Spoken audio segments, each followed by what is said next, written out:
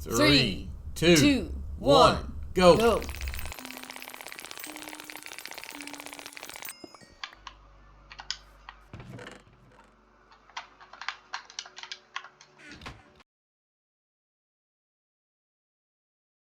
Hey everybody, it's Kay And Dad from Kay's Creations, and today we are going to show you everything that is to be known about diamonds. Let's get to it. Alright, so first we'll cover all the things you need to bring with you when you're searching for diamonds. Yep.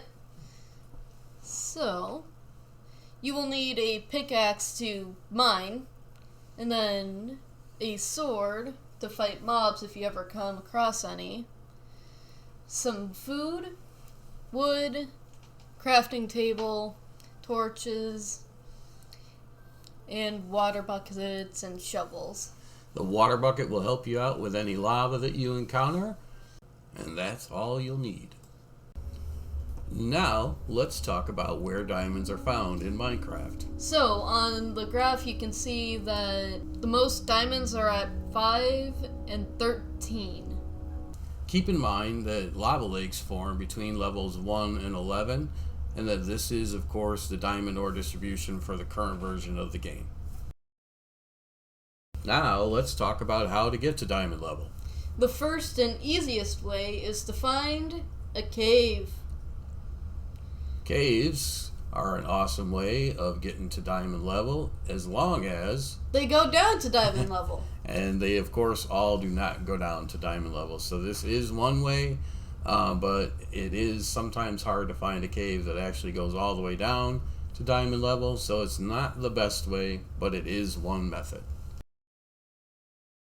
Another method for getting down to diamond level is to find a ravine. Remember, everybody, ravines can be dangerous.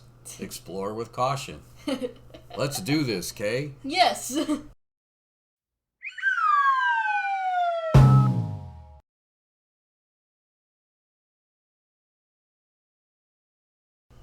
The other main and most effective way to get to diamond level is to, of course, dig a mine. Yep. You can dig down to diamond level a couple of different ways. You can, of course, dig a staircase down to diamond level. Or you can do what I'm going to show you, and that will be digging straight down in the safe way. To do that, you stand between two blocks and you dig out one thing to look down, and then you dig down the other when you know it's safe. Yep, so if you stand in the middle of two blocks, kind of like my character is now, and Kay's down there, you can dig one side down to see what's below you and make sure there's no lava or anything else dangerous or a big fall. And then once you see what's below you, you can go ahead and knock out the side that your character is standing on, and you can dig all the way down that way safely. That is the quickest way if you're looking to get down to diamond level fast. And of course, like we mentioned, digging a stairway is the safest and probably most common way. Yep. And once we dig down and get to diamond level, Kay and I like to usually start a little room off before we start mining. Try to make a room that's about 5 by 5. And the 5 by 5 room will give us enough room to place some chests, furnaces, and a crafting table. We want to make sure and light this little room up to keep mobs away from us while we're doing our work. And once that's all lit up and our supplies are set, then we can go ahead and start with digging our mine shafts. You can see here from our coordinates that we have chose level 10 as our Y level for mining.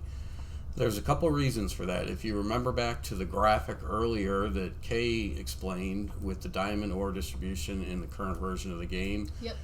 level 10 is a level where there's still lava lakes, but 10 and 11 are where they end. So you are able to go ahead and mine with a little less danger as long as you have the water bucket with you from the lava. So as long as you have your water bucket, level 10 is a really good level for a couple of reasons. Yep. When we're mining at level 10, obviously 10 is the level we're standing on. And when we mine out, we're going to mine our tunnels 1 wide by 3 tall. So that means we're mining 11, 12, and 13. And then 14 is going to be our ceiling.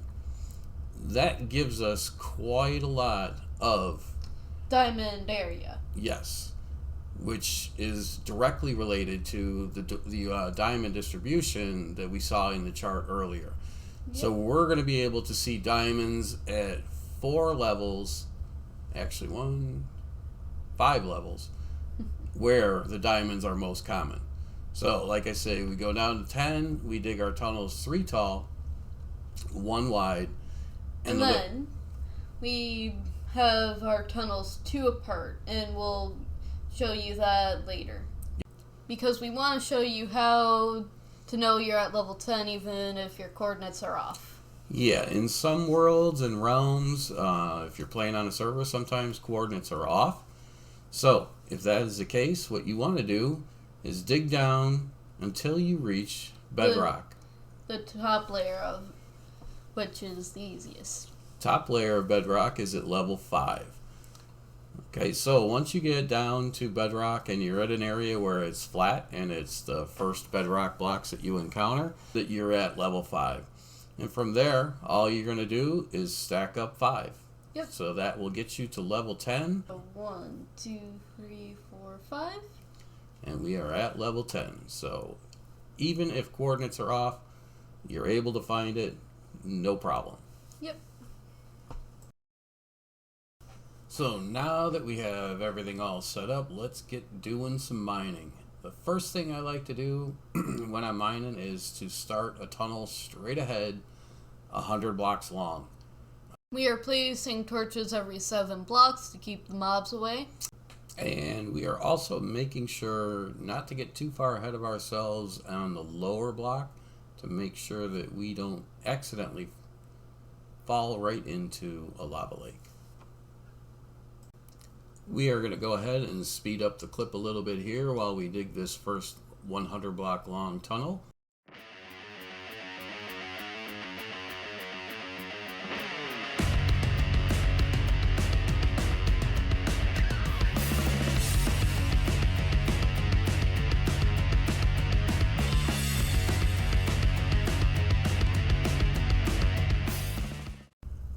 As you can see here, guys, we have encountered our first lava lake. There are a couple of different ways that you can deal with lava. As long as you're careful, you should have no issues. One way is that you could simply bridge across and then dig above and go past the lava and then drop back down to level 10. Or you can do what Kay is going to show here, which is why we have our water bucket. So, I'm going to go ahead and get my water bucket and place it 1 block above the lava in a place where I can easily get it back. And now I have it all like watered and turned into obsidian. It's totally safe now. Yeah. Yep, and you can come back later and get the obsidian when you're ready to make portals. So it's a win-win. Yeah. And now we can just cover up this single spot of lava with a block from our inventory, and we can go ahead and dig forward a little bit more. And what you'll do is just dig down a few blocks past the original lava just to see if you're past all of it. And you can get yourself back down to level 10. And we are going to go ahead and speed the clip back up for our 100 block dig here and see if we come across some diamonds. Now, our 100 blocks would have taken us coordinate-wise to about 329 on our Z coordinate. And there you go. Look at that, guys. Not saying that every time you dig 100 blocks long or a 100 block long tunnel that you're going to find diamonds, but there we have it before we even hit the 100 blocks. Got our first set of diamonds. Now, once you've made your main tunnel as long as you'd like it to be, let's use a little bit of knowledge about diamond ore spawning and natural generation to decide what we can do next. The first, most obvious way of doing your mine is to branch off of your main tunnel, like I'm doing here. Basically here, I'm digging tunnels as far as I can reach, which is 5 blocks and I'm skipping 2 blocks in between each one, and that's based on the way that veins of diamonds spawn. If they spawn a single diamond, or if 2 veins spawn next to each other,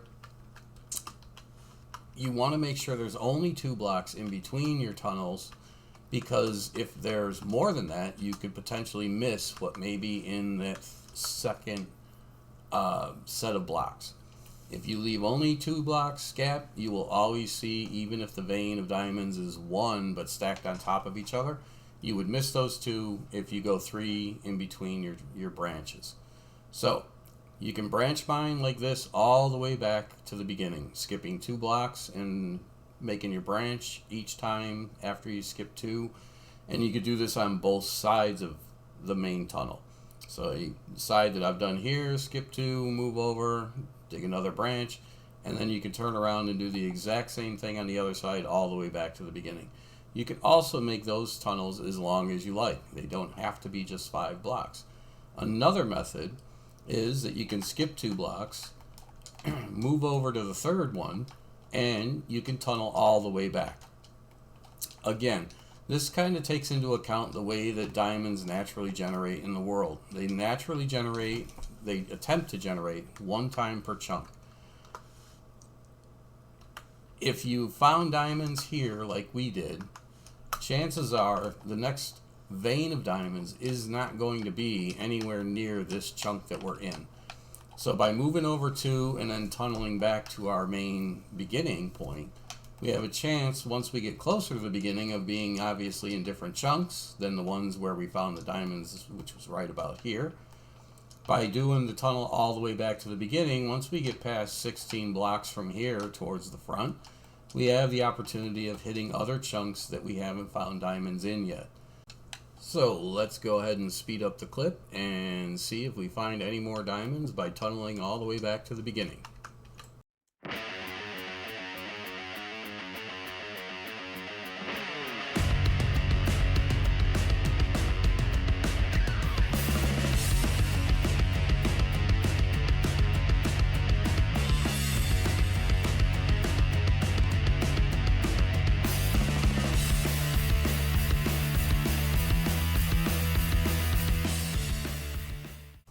Alright, so we made it all the way back to the beginning. We did not find any more diamonds, but let's go ahead and move over another 3 blocks and make our tunnel another branch here, another 100 block long branch, and see what we come up with.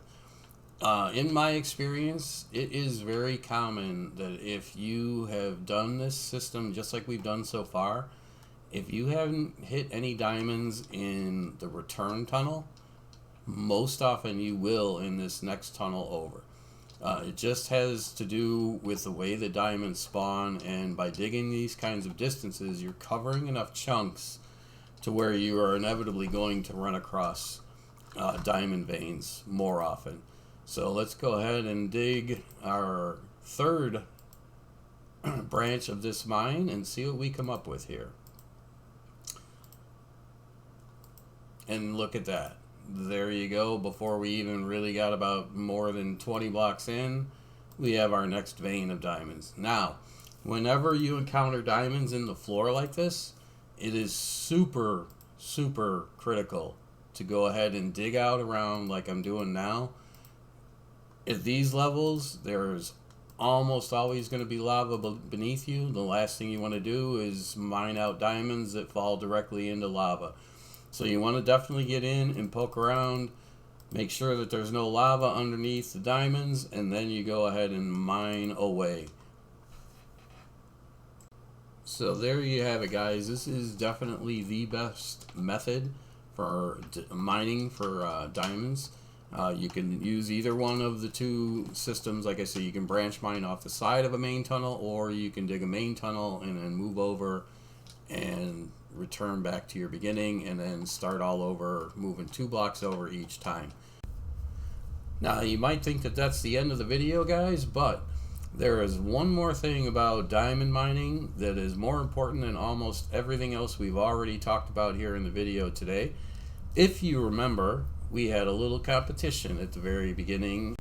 We both blasted through a full stack of 64 diamond ore, And let's go take a look at what the results were. Alright, so here we are at our chests, and I had a whopping 64 diamonds. Kay, how many did you end up with? 2 stacks and 17. 2 stacks and 7. I thought it was you 17. beat me enough already as it was. So, 2 stacks and 7 versus just a stack. Yep. Okay, how did that happen? Fortune 3 pickaxes. Fortune 3 pickaxe is the difference. That is the only difference in our picks.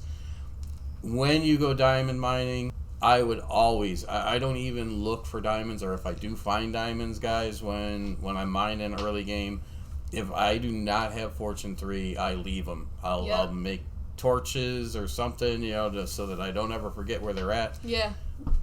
But you can see how much of a difference that made. Yeah, the Fortune 3 just absolutely crushes it, guys. There is no sense in mining diamonds at all until you get Fortune 3 on your pick.